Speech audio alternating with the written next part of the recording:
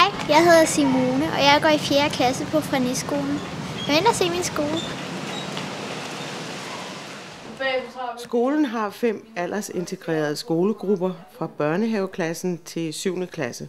Mens 6. og 7. stadigvæk mødes. Her undervises i dansk, matematik og andre boglige fag.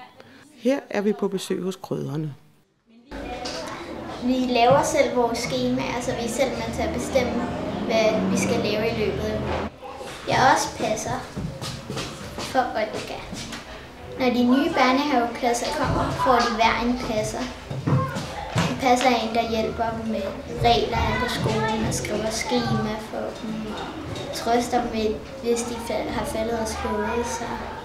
Og hjælper dem med matematik og dansk og sådan nogle ting.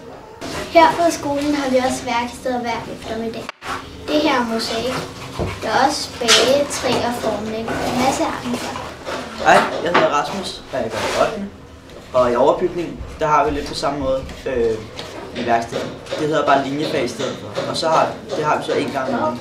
Så en gang om året, der har vi noget, der hedder kreativ, hvor vi arbejder med et bestemt emne inde i ugen. There is no other to compare to you.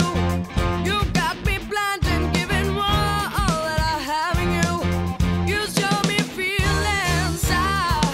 Her på skolen har vi et skoleband, hvor vi spiller meget musik, og det er super sjovt. Vi skal blandt andet ud på til forskellige koncerter og spille, og vi har indspillet en CD. Det har været rigtig sjovt at prøve. Oh baby love, oh baby love. I wake up with the yearning. Her på skolen har vi også rytmik.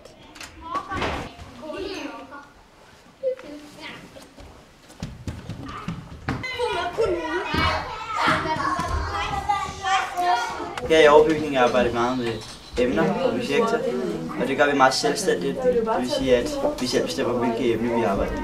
Der er en god stemning i overbygningen, og vi har det godt med hinanden, og der er plads til forskellige. Hernede under skolen, der har vi kantinen, hvor der bliver lavet mad til hele skolen. Inde i siden af, der sidder 8. og 9. og spiser. Og på skiftende uger, så kommer børnene ned fra alle klassetrin og laver mad.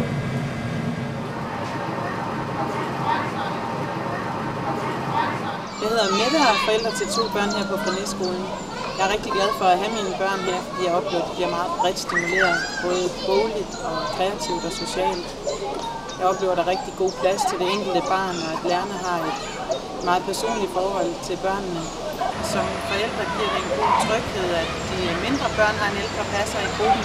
Og når de så senere selv får et plejebarn, er det en stor oplevelse for hele familien. Hvis du vil vide mere om Freniskolen, kan du læse videre her på siden.